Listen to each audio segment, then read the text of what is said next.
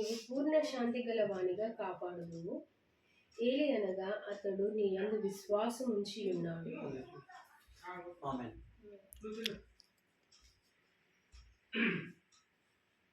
ఇక్కడ దేవుని యొక్క వాక్యంలో మనకి ఇది అందరికీ పరిచయమైనటువంటి వాక్యమే.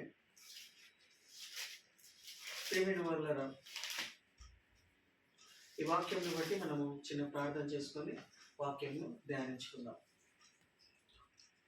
ప్రేమగల తండ్రి, దయగల యేసు ప్రభు, నీకు స్తోత్రములు, వందనాలు చెల్లిస్తూ ఉన్నా. ఈ సమయంలో మరోసారి ఈ గృహంలోనికి సహవాసం చేయడానికి, ప్రార్థించడానికి, మిమ్మల్ని కీర్తించడానికి, వాక్యంను ధ్యానించడానికి ఈ విధంగా నీ కృపలో మమ్మల్ని సమకూర్చినారు. ఆయు ఆరోగ్యంలోనిచ్చి ఇటువంటి మంచి వాతావరణం ఇచ్చి సమకూర్చిన విధానంను బట్టి నీకు స్తోత్రములు, వందనాలు చెల్లిస్తున్నాం ప్రభా.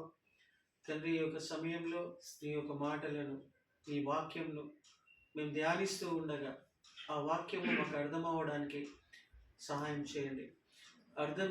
అర్థమైనటువంటి వాక్యము మా మనసు హృదయంలో భద్రపరచుకొని ఆ జీవమును, ఆ యొక్క వెలుగును, ఆ యొక్క సమాధానమును మేము పొందుకొని ఆ ప్రకారంగా నిజ జీవితంలో నీ వాక్యానుసారంగా మేము నడుచుకోవటకు మా అందరితో మాట్లాడి మాకు జీవమును, ఉజీవమును, సమాధానమును, దైవాశీర్వాదమును నీ వాక్కు ద్వారా మాకు అనుగ్రహించమని, ఈ సన్నిధి నీ ప్రసన్నత వాక్కు బయలుదేరి వెలిచి ఉండగా ఈ స్థలములో మా మనసు హృదయంలో నీ సన్నిధి ప్రసన్నత ఉంచమని యేసు నామములో ప్రార్థిస్తున్నాం తండ్రి. ఆమేన్. ప్రియమైన వాళ్ళరా, ఈ యొక్క వాక్యములో రాయబడినటువంటి మీనింగ్ మనకు చదువుతూ ఉండగానే అర్థమవుతుంది. ఎవరి మనస్సు నీ మీద ఆనుకొనునో వానిని నువ్వు పూర్ణ శాంతి గల వానిగా కాపాడుదు. ఎవరి మనస్సు నీ మీద ఆనుకొనునో, మనస్సు దేవుని మీద ఆనుకొనడము అంటే ఏంటిది? మనసు ఎక్కడ ఉంటుంది? మైండ్. మనసు అంటే ఏది? మైండ్. హృదయం అంటే హార్ట్. మనస్సులోనే అన్ని జామై ఉంటాయి, అన్ని everything is there in the mind. అవునా? ఆ మనసు అనేది యెహోవాపై ఆనుకొని ఉంటూ ఉన్నటువంటి వాళ్ళందరికీ కూడా పూర్ణ శాంతి గల వానిగా చేస్తాను. ఎట్లా మనము ఆయన పైన, దేవుని పైన మన మనస్సును ఎట్లా ఆనుకునే విధముగా ఆసక్తి తెచ్చుకుంటాం? చూడండి ప్రియమైన వాళ్ళారా, ఎట్లా అంటే ఫస్ట్ ఆఫ్ ఆల్ మనకు ఆయన పైన నమ్మకము, విశ్వాసము అనేది బలంగా ఉండాలి. అప్పుడు మనము ఆయన పైన ఆనుకోవడానికి ఆసక్తి కలుగుతుంది. కొన్ని తట్టుకోలేనటువంటి సమస్యలు కానీ, కొన్ని అకస్మాత్తుగా ఊడిపడినటువంటి సమస్యలు కానీ మన మీదకి వచ్చినప్పుడు కొంచెం డిస్టర్బ్ అవుతాం. అప్పుడు కూడా మనం ఆయన యందు ఆ డిస్టర్బ్ అయిన పరిస్థితి పైన మన మనస్సును పెట్టుకోకుండా, ఎస్ ఇట్లా అయింది కరెక్టే అని దానికోసమే మనం ఎక్కువగా మనసు పెట్టుకోకుండా ఆ పరిస్థితులలో కూడా దేవుని వాక్యము నందు విశ్వాసము, నమ్మకం ఉంచుకోవడమే ఆయన యందు ఆనుకోవడం. ఇప్పుడు ఆయన పైన ఆనుకోవడము అని అంటే ఆయన ఫిజికల్గా, శారీర రూపములో, ఇప్పుడు సిస్టర్ తన భర్త మీద ఏదైనా సమస్య వచ్చినప్పుడు కొంచెం సేద తీర్చడం, ఆనుకోవడం అనేది ఫిజికల్గా ఆయన ఉన్నాడు కాబట్టి తల్లి మీదనో, భర్త మీదనో, భార్య భర్త మీదనో, భర్త భార్య మీదనో, తల్లి మీదనో ఆనుకుంటారు, కొంచెం సేద తీరుస్తూ ఉంటారు. అట్లా కాదు కదా దేవుడు ఆయన మీద ఆనుకోవడం అంటే ఇట్లా మనం ఆయన వాక్యం పైన పూర్తిగా నమ్మకం ఉంచుకోవడమే, నమ్మడమే ఆనుకోవడం. ఎందుకంటే గాడ్ ఈజ్ స్పిరిట్ కదా. దేవుడు ఏమై ఉన్నాడు? విగ్రహం, మనిషి. దేవుడు ఆత్మ. కాబట్టి వాక్యమునందు ఆయన యందు ఆనుకోవడం అనేది, ఆనుకోవడం అంటే వాక్యంను నమ్మడమే ఆయన యందు ఆనుకోవడం. అప్పుడు నీకేమవుతుంది? అప్పుడు మనకేమవుతుంది? చూడండి, మనసు ఎక్కడ నిలుస్తుందో అక్కడే మన శాంతి స్థిరమవుతుంది. నీ మనసు ఎక్కడ నిలుస్తుందో అక్కడే మన శాంతి స్థిరమవుతుంది. మనిషి మనస్సు సమస్యలపై నిలిస్తే భయం కలుగుతుంది. మనిషి యొక్క మనసు ఇక్కడ వాక్యంలో ఉన్నది. మనస్సు అనేది దేనిపైన నిలుపుతున్నావు అనేది చూసాం. సమస్యలపైన నిలిపిస్తే, నీ మనస్సు అనేది సమస్యలపైన నిలిపిస్తే నీకు ఏం కలుగుతుంది? రిజల్ట్ ఏంది? సమస్యలపైన నీ మనసు పెట్టుకుంటే భయం కలుగుతుంది. భయం వస్తుందంట, భయం అవుతుందంట. రెండవది, మనుషులపై నిలిపిస్తే, మనుషులపైన నీ మనసు పెట్టుకుంటే నిరాశ కలుగుతుందంట, దాని రిజల్ట్. మూడవది, డబ్బుపై నిలిపిస్తే అస్థిరత్వము కలుగుతుందంట, అంటే స్టేబుల్గా ఉండరంట. నాలుగవది, గతంపై నిలిపిస్తే, గతంలో జరిగిన వస్తువులు పరిస్థితులపైన నీ మనసును అదే ఆలోచించుకుంటా నీ మైండ్ను అట్లనే తీసుకొని వెళ్తే నీకేం కలుగుతుందంట? బాధ కలుగుతుంది. మనుషుల సమస్యలపైన నీ మనసు పెట్టుకుంటే భయం కలుగుతుంది. మనుషులపై నిలిపిస్తే నిరాశ కలుగుతుంది. డబ్బుపై అయితే అస్థిరత, అంటే స్టేబుల్గా ఉండకుండా డబ్బు పైన మనసు పెట్టుకుంటే. చివరిగా గతంపై నీ మనసును కేంద్రీకరిస్తే, నేను గతంపై మనసు అదే అట్లా అయింది కదా, అదే రిపీటెడ్గా ఆలోచిస్తే బాధ కలుగుతుంది. ఇవన్నీ కూడా మన మనసులో పెట్టుకోవద్దని వాక్యం ఉండదు. అయింది, వాస్తవమే, అలా జరిగింది. అలా జరిగిందని ఇక మనం అదే ఆలోచిస్తే ఏం కలుగుతుంది? నిరాశ, బాధ, భయము, అస్థిరము. అదే మనస్సు అనేది యెహోవాపై ఆనుకొని ఉంటే, ఆయన వాక్కు పైన నమ్మకం ఉంచుకుంటే ఏం కలుగుతుంది? శాంతి, సంపూర్ణమైనటువంటి శాంతి అనుగ్రహిస్తాడు ఆయన. కాబట్టి ప్రియమైన వాళ్ళారా, కానీ చూడండి, దేవుని పైన నిలిస్తే సంపూర్ణ సమాధానం. ఇది మన శక్తితో కాదని దేవుడే మనకు శాంతిని కాపాడే దేవుడు. స్థిరమైన మనసు, perfect peace begins in the mind. ప్రియమైన వాళ్ళారా, అంతేకాకుండా ఇందాక మనము నీ మనస్సు, నీ హృదయము దేవుని వాక్యం పైన కేంద్రీకరించాలంటే, ఇందాక మనము రోమియోలకు రాసిన పత్రిక ఒకసారి చూసుకుందాం. ఇది నాకు చాలా ఇష్టమైనటువంటి వాక్యము. ఇది చెప్తానని నేను అనుకోలేదు. రోమియోలకు రాసిన పత్రిక 1వ అధ్యాయము 4వ అధ్యాయము, Romans 4th chapter 17th verse. తాను విశ్వసించిన దేవుని ఎదుట అనగా మృతులను సజీవునిగా చెయ్యువాడును, లేని వాటిని ఉన్నట్టుగానే పిలుచువాడనైనా దేవుని ఎదుట అతడు మన అందరికీ తండ్రి అయి ఉన్నాడు. ఇందును గూర్చి నిన్ను అనేక జనములకు తండ్రిగా నియమించి తిని అని రాయబడి ఉన్నది. అర్థమవుతుందా? తాను విశ్వసించిన దేవుని ఎదుట, ఇది అబ్రహాం గురించి మాట్లాడుతున్నారు.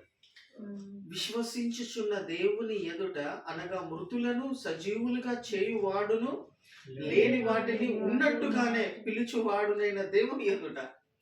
మృతులను సజీవులుగా చేసేటువంటి దేవుని వైపు అవి లేవు అక్కడ, కానీ అవి ఉన్నట్టుగా దాన్ని పిలిచేటువంటి వాని యందును, లేని వాటిని ఉన్నట్టుగానే పిలుచువాడునైన దేవుని ఎదుట అతడు మనందరికీ తండ్రి అయి ఉన్నాడు. హల్లెలూయా. అతడు మనందరికీ తండ్రి అయి ఉన్నాడు. ఇందును గూర్చి నిన్ను అనేక జనములకు తండ్రినిగా నియమించి తిని అని వ్రాయబడి, already it is return word of God. అర్థమవుతుందా? ఒక వీల్ నామా రాసి పెట్టేసిండు, రాపించేసి పెట్టేసిండు వాక్యంలో. ఎవని యందు అబ్రహాము అంత ఎటువంటి పరిస్థితుల్లో ఆ వాక్యము పైన దేవుడు వాక్కు పలికి వెళ్ళిపోయాడు. ఆయన పైన ఆనుకొని ఆ వాక్యాన్ని నమ్ముకున్నటువంటి వాళ్ళు, దేవుడు నీకు వాగ్దానం చేసిన ఏ వాగ్దానమైనా, నాకు వాగ్దానం చేసిన ఏ వాగ్దానమైనా అది పరిపూర్ణంగా నమ్మే విధంగా ఉండాలి అని అంటే, చూడండి అక్కడ ఏమని రాయబడి ఉన్నది? నమ్మే విధంగా ఉంటూ ఉన్నప్పుడు ఆయన పైన ఆనుకొని ఉంటున్నటువంటి వాళ్ళం అవుతాం. హల్లెలూయా. ఆయన పైన మనం ఆనుకొని ఉంటూ ఉన్నాం. అంటే ఆ వాక్కు పైన ఆనుకొని ఉంటూ ఉన్నాడు. ఈయన ఎవరిపైన ఆనుకొని ఉంటూ ఉన్నాడు? అబ్రహాము మృతులను సజీవులుగా చేయువాడి అందును లేని వాటిని ఉన్నట్టుగానే పిలుచు వాడునైన దేవుని ఎదుట. ఎటువంటి పరిస్థితుల్లో? కింది వచనం చూడండి, 18వ వచనం, రోమియోలకు రాసిన చూడండి. ఈ పరిస్థితులలో నీ సంతానము ఇలాగూ ఉండునని చెప్పిన దానిని బట్టి, చూసారా, నీ సంతానము ఇలాగ ఉండునని చెప్పిన దానిని బట్టి తన అనేక జనములకు తండ్రి అగునట్లు నిరీక్షణకు ఆధారము లేనప్పుడు అతడు నిరీక్షణ కలిగి నమ్మిను. చూసారా ఎటువంటి పరిస్థితుల్లో నమ్మిను? నిరీక్షణకు ఆధారమే లేదు. ఇంకా కింది వచనాలు చూస్తే ఇంకా క్లియర్ గా ఉంటది. 19 మరియు అతడు విశ్వాసము నందు కాక రామారామి 100 వయసు గలవాడై ఉండి, చూడండి, 100 వయసు గలవాడై ఉండి అప్పటికి తన శరీరము మృతతుల్యమైనట్టుగాను సారా గర్భమును మృతతుల్యమైనట్టును ఆలోచించెను గాని. చూసారా ఎట్లాంటి పరిస్థితులలో ఆయన నమ్మి ఉంటూ ఉన్నాడు? ఎట్లాంటి పరిస్థితుల్లో? రమారమి 100 వయసు ఉన్నప్పుడు, మృతతుల్యమైనప్పుడు, సారా గర్భము మృతతుల్యమైనప్పుడు, ఆ నిరీక్షణకు ఆధారమే లేదు. How it is possible? ఎటు చూసిన చీకటే. మీరు బహుశా 70-80 ఏళ్ళు ఉంటారు వచ్చి,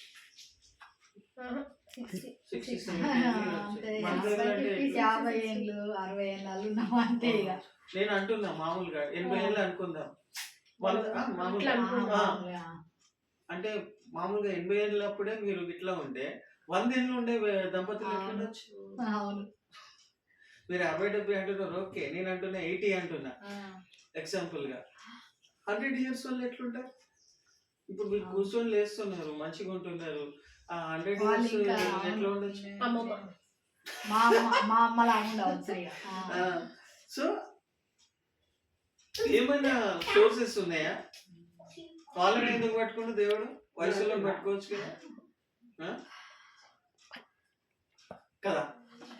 ఇక్కడ విషయం ఏంటంటే, చూడండి, విషయం ఏంటంటే నీకు సంతానము ఇలాగ ఉండునని నిరీక్షణకు ఆధారము లేనప్పుడు అతడు నిరీక్షణ కలిగి నమ్మెను. ఏ విధముగా చూసినా కానీ కూడా, సైంటిఫికల్ గా చూసినా కానీ కూడా, బయోలాజికల్ గా చూసినా కానీ కూడా, ఫిజికల్ గా చూసినా కానీ కూడా, ఆ టైంలో ఇంకా టెక్నాలజీ కూడా లేదు. మనకు ఒక బటన్ ఒత్తితే ఎవ్రీ ఇన్ఫర్మేషన్ అనేది మనకు వస్తుంది, సెకండ్లలో వచ్చేస్తుంది. ఏ ఆధారం లేదు, ఏ సోర్స్ లేదు. జస్ట్ ఒక మాట చెప్పి వెళ్ళిపోయాడు ఆయన. దేవుడు ఒక మాట చెప్పి హల్లెలూయా. దేవుడు ఒక మాట చెప్పిన దాన్ని బట్టి పట్టుకొని ఏం చేస్తున్నాడు? చూడండి, 19వ వచనము, రోమియోలకు రాసిన పత్రిక 4వ అధ్యాయము 19వ వచనము. అతడు విశ్వాసమునందు బలహీనుడు కాక. చూసారా ఆ పరిస్థితిని బట్టి, నా భార్య ఎట్లుంది, నేను 100 ఏళ్ళలోనే ఉన్నా అని ఆ పరిస్థితిని బట్టి బలహీనుడు కాక 100 వయసు గలవాడై ఉండి అప్పటికి తన శరీరము మృతతుల్యమైనట్టును సారా గర్భమును మృతతుల్యమైనట్టును ఆలోచించడంట.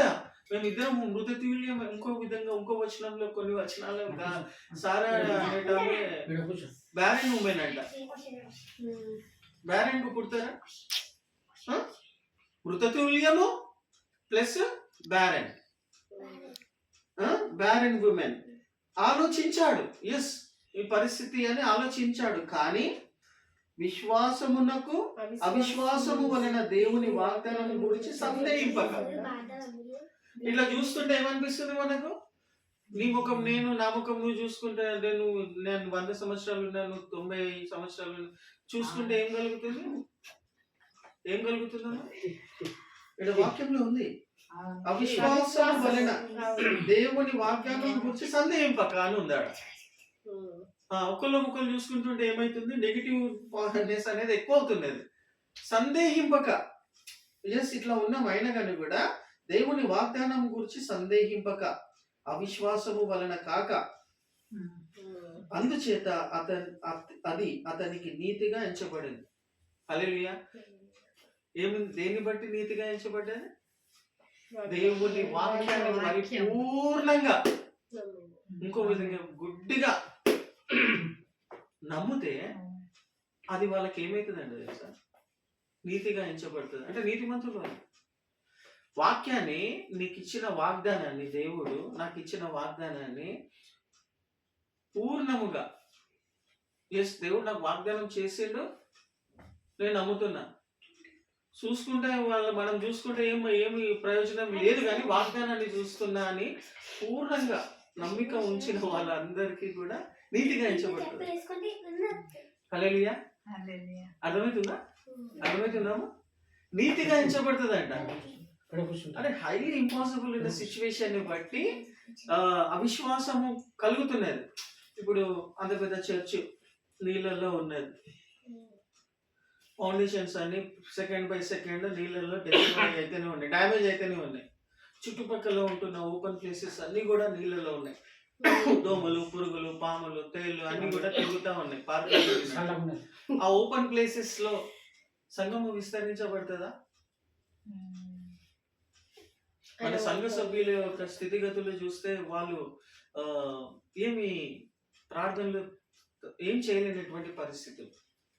ఇటువంటి పరిస్థితులలో ఆ మొత్తం ఓపెన్ ప్లేసెస్ లో ఈ ఉన్న చిన్న సంఘం, 150 గజాల సంఘం, రైలు డబ్బలాగా ఉంటున్న చిన్న సంఘము, అది డెమాలిష్ చేసి ఆ ఓపెన్ ప్లేసెస్ లో పెద్ద సంఘం, mega church కట్టబడుతుందా?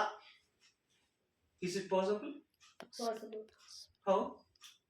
On which basis you are saying that? Because you are thinking, or it is your own decision, or it has been came from the godly vision?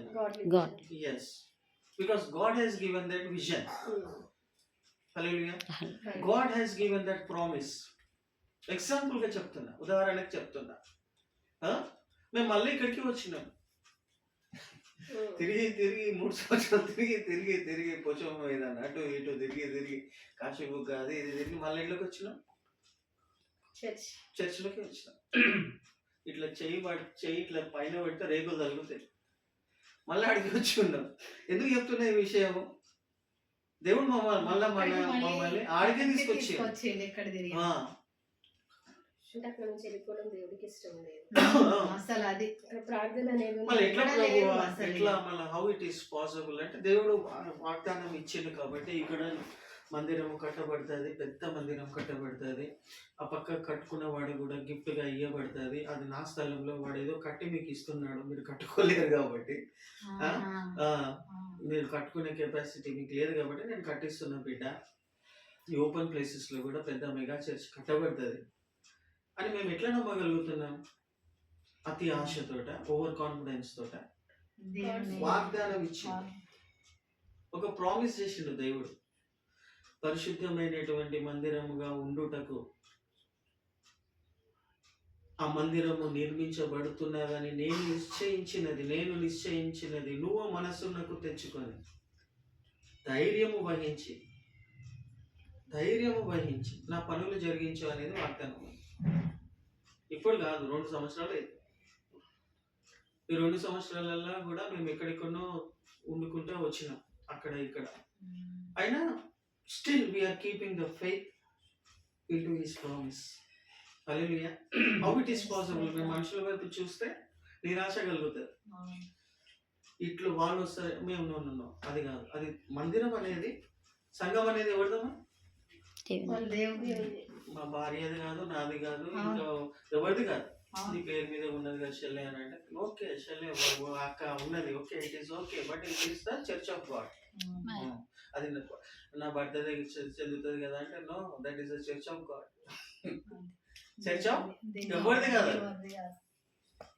इसका बाप का नहीं होता, क्या बोल, खुदा का, यीशु मसीह का. హల్లెలూయా. కాబట్టి ఆయన నిశ్చయించిండు, ఆయన నిర్ణయించిండు, ఆయన స్థాపించుకున్నాడు. మనం చేయాల్సిన పని ఏంటంటే మన ద్వారా చేయించాలని ఆయన ఆశపడుతున్నాడు. ఆ వృద్ధులను పట్టుకొని ఈ ప్రపంచాన్ని విస్తరింపజేసిండు ఆయన. That is God. హల్లెలూయా. వాళ్ళ ద్వారానే కదా ఉద్భవించినది. పుట్టోడు వచ్చిందంటే కూడా మనందరం వచ్చినామంటే కూడా అక్కడికి వెళ్ళి అంతేనే కదా. That is God. అంటే అంత గొప్ప కార్యాలు దేవుడు చేసుకుంటూ వస్తున్నాడు అంటే చూడండి చూడండి ఇక్కడ వాక్యంలో మనం ఒకసారి అర్థం చేసుకుందాము.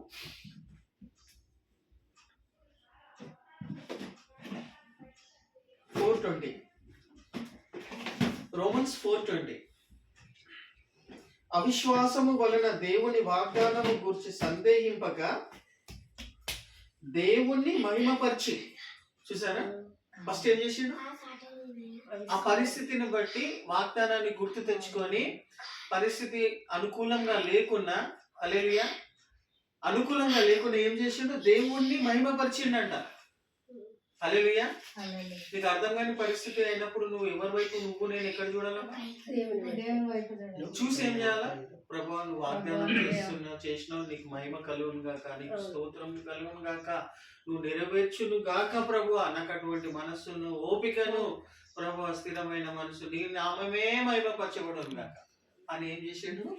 హల్లెలూయా, హల్లెలూయా. చూడండి, దేవుణ్ణి మహిమపరిచి ఆయన వాగ్దానము చేసిన దానిని నెరవేర్చుటకు. అబ్బా, మహిమపరచడమే కాదు, ఆయన వాగ్దానం చేసిండు అని నెరవేర్చుటకు సమర్థుడని రుడిగా అంటే డౌట్ లేకుండా, ఎస్ దేవుడు నాకు కొడుకుని ఇస్తా అన్నాడు, దేవుడు నాకు సంతానం ఇస్తా అన్నాడు, దేవుడు నాకు ఫస్ట్ కాన్పులోనే కవల పిల్లలు ఇస్తా అన్నాడు, ఇది నా సొంత ఆశలు కాదు, సొంత ఇచ్చలు కాదు, దేవుడు నాకు ఇట్లా చేస్తానని దర్శనం ఇచ్చిండు. ఆ దర్శనం వాక్యంతో పోల్చుకొని, ఇట్ ఈస్ గాడ్లీ విజనా, నీ సొంత కలల విజన్ అయితే it will be fulfil. Hallelujah. Vision is different, dreams is different. అవునా?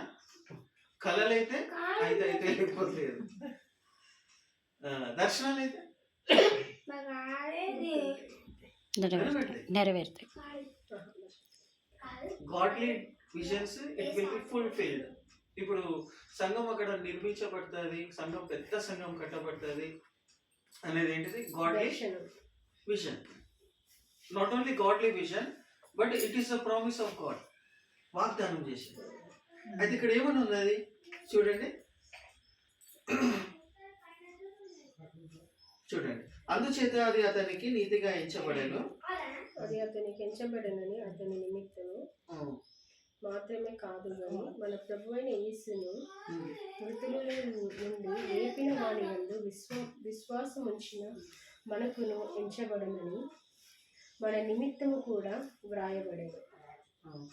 ఆయన మన అపరాధముల నిమిత్తము అప్పగింపబడి మనము నీతిమంతులుగా తీర్చబడుటకై లేపబడెను. దేవుణ్ణి మహిమపరిచి ఆయన వాగ్దానము చేసిన దాన్ని నెరవేర్చుటకు సమర్థుడని రుడిగా విశ్వసించి విశ్వాసము వలన బలము పొందాను. హల్లెలూయా. నువ్వు బలం పొందుకోవాలని అంటే దేని ద్వారా పొందుకుంటావమ్మా? విశ్వాసము ద్వారా, దేవుని వాగ్దానము ద్వారా. దేవుడు నాకు ఈ వాగ్దానం చేసేట్టు అని నీ విశ్వాసము ద్వారా ప్రతి ఒక్కరు కూడా బలము పొందుకోవచ్చు. హల్లెలూయా. దేవుని వాగ్దానాన్ని పట్టుకొని విశ్వాసము ద్వారా ఏం చేయొచ్చు? బలము పొందొచ్చు. ఇది అబ్రహాము ఒక్కనికేనా ఈ వాగ్దానం?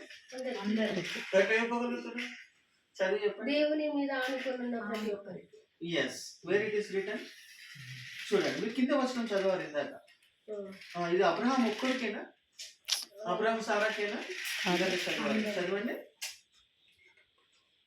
అందుచేత ఓకే, 24 అయిపోయింది. 24 అమ్మా. మన ప్రభువైన యేసు 23.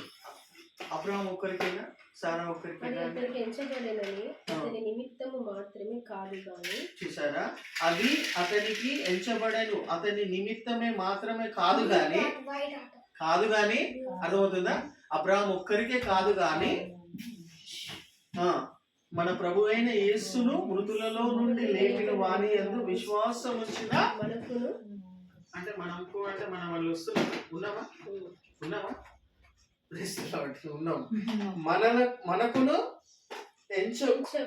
ఎంచబడునని మన నిమిత్తము కూడా వ్రాయబడెను. Hallelujah. Already it is return. వీళ్ళమ్మ రాయబడింది ఆల్రెడీ. మనకు కూడా ఏం రాయబడింది? రాయబడి ఉన్నది. మన ఎంచబడునని మన నిమిత్తము కూడా వ్రాయబడిను. హల్లెలూయా. మన కోసం అంటే ఇక్కడ కూర్చున్న మన కోసం కూడా ఇది రాయబడి ఉన్నది. అది మనం స్వతంత్రించుకోవాలి. ఓకేనా? కాబట్టి ప్రియమైన వాళ్ళ ఇక్కడ చూడండి కూడా వ్రాయబడి ఉన్నది. కాబట్టి ఈరోజు యొక్క ఏం చెప్పాలని ప్రయత్నం చేస్తున్నానంటే దేవుని వాక్యము పైన, హల్లెలూయా, దేవుని వాక్యం పైన మనకు కూడా ఇటువంటి ప్రామిసెస్. ఇంకా క్రైస్తులో అప్పుడు అబ్రహాము ఉన్నప్పుడు మాత్రం క్రీస్తులు రక్తము చిందించబడలేదు, క్రీస్తు రాలేదు. అప్పుడే ఆయన అంత గొప్ప రుడిగా విశ్వాసం పెట్టుకోండి. ఇప్పుడు మనం క్రైస్ట్ బ్లడ్తో, యేసు ప్రభు యొక్క రక్తముతో కడగబడినటువంటి వాళ్ళము అబ్రహాము కంటే కూడా శ్రేష్ఠులు. ఆయన కంటే గొప్పలు మనం. అది ఆయన రక్తం ఆ విధంగా మనలను చేసేసింది, నీతిమంతులుగా అతి పవిత్రులమైనగా చేసింది. ఎక్కడ మనం ఫెయిల్ అవుతున్నాం, ఫాల్ట్ అవుతున్నాం అంటే దేవుడు నీకు ఒక వాగ్దానం ఇచ్చిన తర్వాత, నాకు ఏదైనా వాగ్దానం ఇచ్చిన తర్వాత ఆ వాగ్దానం నెరవేర్చబడేంత వరకు కన్సిస్టెన్స్ గా ఏం చేయాలా? నమ్ముతూ ప్రార్థన చేయాలి. దేవుడు నాకు వాగ్దానం చేసేట్టు, కానీ పరిస్థితులు చూస్తే ఇన్ని రోజులు అవుతుంది ఇట్లా అనిపిస్తుంది. పరిస్థితుల వైపు చూస్తే బాధ కలుగుతుంది, నిరుత్సాహం కలుగుతుంది, ఇంకేదో కలుగుతుంది ఇందాక మనం చూసుకున్నట్టుగా. కానీ అదే టైంలో దేవుని వాక్యం వైపు మనసు పెట్టుకోవడానికి మన దగ్గర ఉండాల్సిన క్వాలిటీ, గుణం ఏంటంటే ఓపిక. హల్లెలూయా. వాక్యంలో ఉంది, ఓరిమి తన పనిని, let the patience have his perfect work ఉందా? ఓరిమి తన పనిని చేయనీయుడి అని. ఓరిమి తన పనిని ఓపిక కూడా పని చేస్తుందా? చేస్తుందాము? ఇక నాకు ఓపిక లేదు, ఇక నా వల్ల అయితే లేదు, నా వల్ల కాదు అని అంటామా లేదా? ఓరిమి తన పనిని చేయండి. Let the patience have his. ఓరిమి కూడా పని చేస్తుంది అంట. అంటే be silent on that time, on that bad situation, on that circumstances, on that situations. అర్థం కాని పరిస్థితి నీకు ఎదురైనప్పుడు ఎట్లుండాలి మనం? ఓరిమి కలిగి పేషెన్స్ గా ఉండాలా. పేషెన్స్ పని చేసి పెడుతుందంట. వాక్యం ఇంత క్లియర్ గా చెప్తుంది. Hallelujah. Let the patience have his perfect work అన్నది. అంటే ఓరిమి తన పనిని చేయ నీయుడి. Patience have his perfect work. కాబట్టి నువ్వు ఎక్కువ మాట్లాడద్దు, తక్కువ మాట్లాడు. మమ్మీ డాడీని ఎక్కువ డిస్టర్బ్ చేయదు. ఓకేనా? Patience have his perfect work అంటే ఓరిమి కూడా పని చేసి పెడుతుంది అంట. కొన్ని పరిస్థితులలో ఏం చేసి పెడుతుంది మనం అర్థం చేసుకోవాలి. ఓరిమి తన పనిని చేయనీయుడే. మరలా రిపీట్ చేస్తున్నా, ఓరిమి కూడా పని చేసి పెడుతుంది. కొన్నిసార్లు ఓపిక సైలెంట్ గా ఉంటే అదే పని చేసి పెడుతుందంట. అది సీక్రెట్. ఓరిమి తన పనిని చేయనీయుడి. సైలెంట్. అర్థమైతే లేదా? సైలెంట్. నమ్మినవా? నమ్మిన. అర్థమైతే లేదా? డిస్టర్బ్ కాదు, సైలెంట్ కూడా. అదే నీ పని చేసి పెడుతుందంట. ఇంకా వేరే ఆల్టర్నేట్ లేదు. హల్లెలూయా. అది ముసలి అబ్రహాము సారా వాళ్ళు ఏమైనా వాగ్దానాన్ని చూసిండ్రు, సైలెంట్గా ఉన్నారు, రుడిగా గట్టిగా పట్టుకొని ఉన్నారు. అది దేవునికి నచ్చింది. వాళ్ళను నమ్మిండ్రు కాబట్టి నీతిమంతులుగా చేసింది. వాళ్ళకేమో అందరికి క్రీస్తులో లేపబడినటువంటి మనందరికీ కూడా అంతకంటే పవర్ఫుల్ వాక్యాలు వర్తిస్తాయి. ఎందుకు స్వతంత్రించుకోలేకపోతున్నాం, పొందుకోలేకపోతున్నాం అంటే నిలకడ మనసు లేదు, స్థిరమైన మైండ్ లేదు, ఓపిక లేదు. అంత ఫాస్ట్ ఫుడ్గా తొందరగా అయిపోవాలి. Everything must be done in fraction of seconds. ఎక్కడికి పరిగెడుతున్నామో, ఎక్కడికి వెళ్తున్నామో, ఏం చేస్తున్నామో, ఎక్కడ కొడుకుతున్నామో అని అంటే, ఇక్కడ పోతున్నాము అంటే వాళ్ళు అక్కడ పోతున్నారు, వాళ్ళతో పాటు పోతున్నారు. వాళ్ళని పట్టుకొని అడిగితే ఏడిపోతున్నాము అంటే వీళ్ళందరూ పోతున్నారు, వీళ్ళతో పాటు నేను పోతున్నా అంటే గుంపులో గుంపులో చేరినవాడు, గుంపులో ఉన్నవాడు కనిపించకుండా పోతాడట. కనిపించడు. అట్లుంది. అదే వాగ్దానాన్ని పట్టుకొని దేవుడిచ్చిన సంఘంతో అంటుకట్టబడి వాగ్దానాన్ని పట్టుకొని పేషెన్స్ గా, ఇది కూడా దేవుడే మనకు అనుగ్రహించాలి, లేకపోతే మనం ఉండలేమమ్మా. అనుభవంతో చెప్తున్నా. ఈ పేషెన్స్ అనేది, ఈ ఓపిక అనేది, ఈ విశ్వాసం అనేది, దేవుని ఆనుకోవడం అనేది, నువ్వు ఆసక్తి తెచ్చుకొని మరలా మరలా దేవునికి అడిగితే గాడ్ విల్ గ్రాంట్ యూ అట్లాంటి శుద్ధ హృదయం అనుగ్రహిస్తాడు. మన వల్ల కాదు, కాదు కానీ ఎలా అవుతుందేమో కానీ అటువంటి వాగ్దానాన్ని స్వతంత్రించుకోవాలి. ఆయన టైమింగ్లో మనం ఉండాలి, అవైలబుల్గా ఉండాలి. Yes Lord, here I am Lord అని చెప్పాలి. నేను ఇక్కడ ఉన్నప్పుడు వాగ్దానం చేసినావు అన్నప్పుడు, ఎక్కడున్నో బిడ్డ నేను వాగ్దానం నెరవేరుస్తున్నా అంటే అప్పుడు ఆ టైంలో ఉరుకులాడే విధంగా అటువంటి తిరిగే విధంగా మనం ఉండకూడదు. కాబట్టి ఇక్కడ వాగ్దానంలో చూస్తున్నట్టే మన వాక్యం ముగించుకుందాం. మరొకసారి ఇది నెరవేర్చుకొని ఇంకా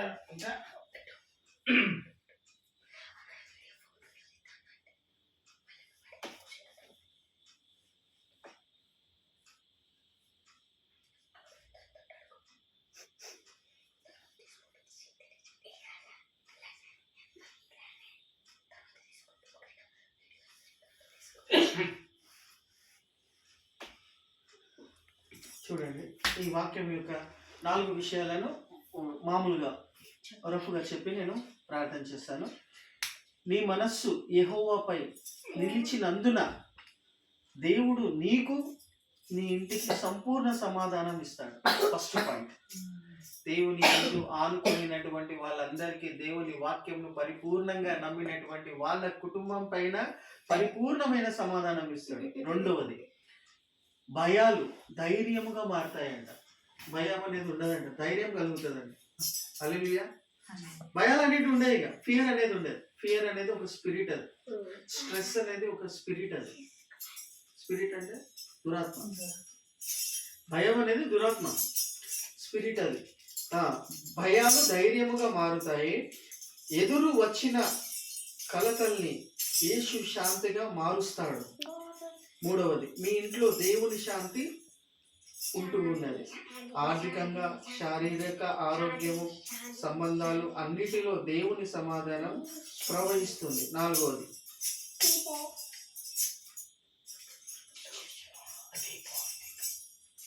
దేవుడు మీ మనస్సును బలపరుస్తాడు, మీ హృదయాన్ని కాపాడుతాడు. ఎప్పుడు ఇది నీ మనస్సు దేవుని యందు ఆనుకొని ఉంటూ ఉన్నప్పుడు, దేవుని వాక్యం పైన వాగ్దానం చేసే దానిపైన అంటుకట్టబడి గట్టిగా పట్టుకొని పరిస్థితుల వైపు చూడకుండా పీస్ ఆఫ్ మైండ్ తోటి నెమ్మదిగా ఉంటూ వాగ్దానాన్ని నెమరువేస్తూ ఉంటే you will get the strength. నీకు బలం దొరుకుతుంది, ధైర్యం, జీవం కలుగుతుంది. ఇప్పుడు మాకున్న పరిస్థితులను చూస్తూ ఉన్నట్టయితే వాక్యమే నెమరువేస్తూ ఉంటాం. కాబట్టి అదే బలం, అదే నిరీక్షణ, అదే బలం సంబంధం. కాబట్టి ఎవడు ఏదైతే దేవుని యందు విశ్వాసం ఇస్తారో, నమ్మకం ఇస్తారో, అదొక వాక్యం చదువుకొని మనం ముగించుకుందాం. చదవండి.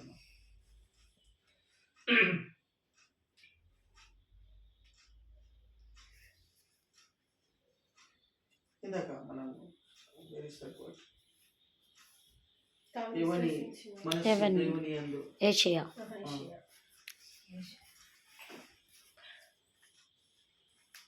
26:3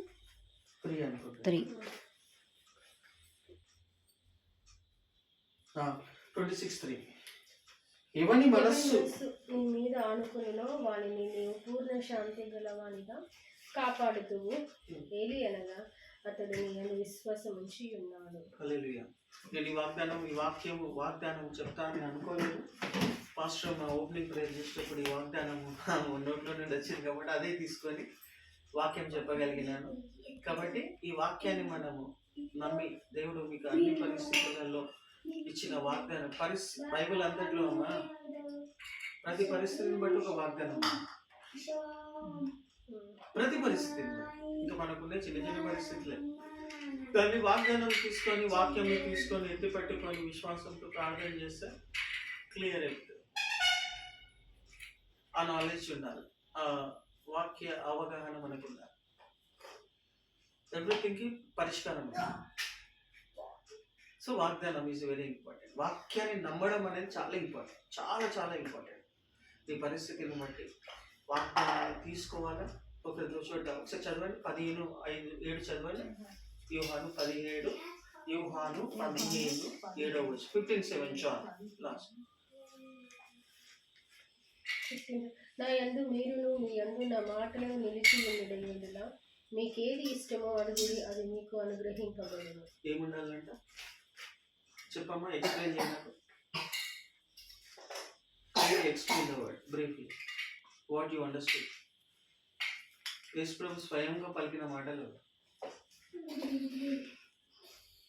దేవుని యందు మనం నిలిచి ఉంటే మనం ఏది అడిగినానో ఆయన మనకి అనుగ్రహించే దేవుడు.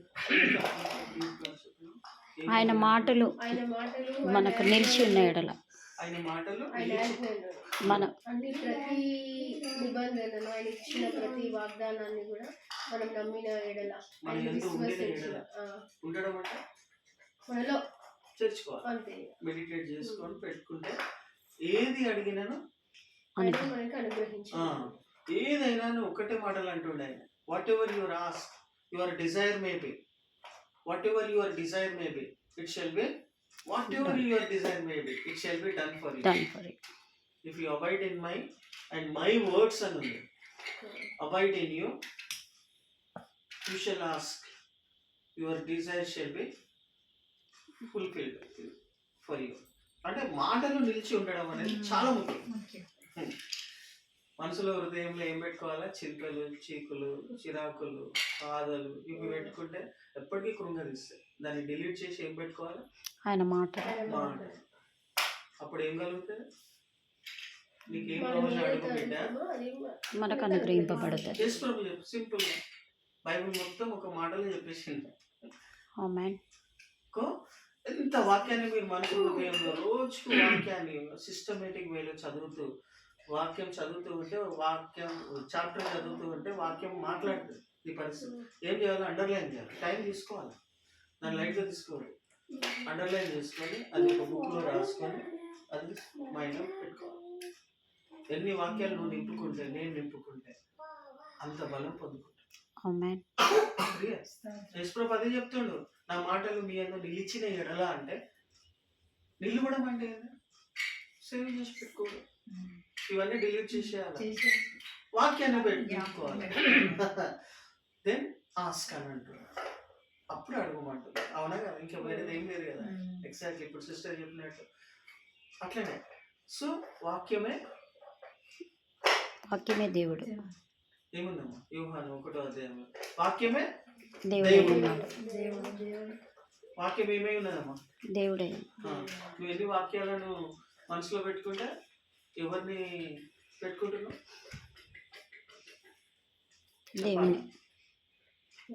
దేవుని పెట్టి మన మనసులో ఉన్నట్టు చేర్చుకున్నట్టు. ఎన్ని వాగ్దానాలను నువ్వు మనసులో పెట్టుకుంటే, నిలిచి ఉంటే, అంతగా దేవుడు నీ మనసులో హృదయంలో నిలిచి ఉంటాడు. ఆమేన్. హల్లెలూయా. హల్లెలూయా. అంతే సింపుల్. వాక్యమే దేవుడు కాబట్టి వాక్యం ఏమై ఉన్నది? దేవుడై ఉన్నాడు. ఆ వాక్యాన్ని నీ మనసులో హృదయంలో నింపుకుంటే ఎవరుంటున్నారు నీ లోపల? యేసయ్య. మళ్ళీ చీకు, చింతలు, బాధలు, రోగాలు ఇవన్నీ ఉంటాయి. ఉన్నా కానీ కూడా దేవుడు ఉండడం వలన నీకు ఒక గ్రేట్ కాన్ఫిడెన్స్. నాకు ఎట్లయితే ఇప్పుడు ఉన్నదో, కొన్ని వాక్యాలే పెట్టుకున్నా ఉన్నదో, అంతకంటే గొప్పగా ఉంటుంది. అంటే అబ్రహాము కంటే కూడా గొప్ప ఆశీర్వాదాలు పొందుకోవచ్చు. ఆమేన్. హల్లెలూయా.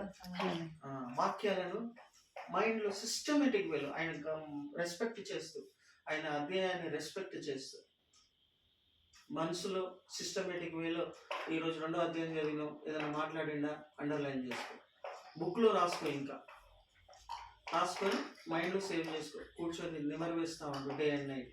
అది సేవ్ అయిపోయిన తర్వాత చూడకుండా రాసి పెట్టు. డైలీ పాస్టర్ 2 వాక్యాలు నాకు పండుకునేటప్పుడు చెప్తుంది, లేకపోతే నేను మాట్లాడుకో. ముందు అదే చేస్తున్నావు. సో చెప్పినావు అంటే ఒక్కటనే చెప్తుంది, మళ్ళీ ఈరోజు ఏం చెప్తుందో చూడాలి. సో అట్లా రాసుకొని పెట్టుకుంటే 7 రోజులకు రోజుకు వాక్యం నేర్చుకుంటే 7 రోజులకు ఎన్ని వాక్యాలు నిండి ఉంటాయి? సంవత్సరం 7. 7 వాక్యాలు. వారానికి ఎన్ని రోజులు? వారానికి ఎన్ని వాక్యాలు నింపుకొని ఉంటారు?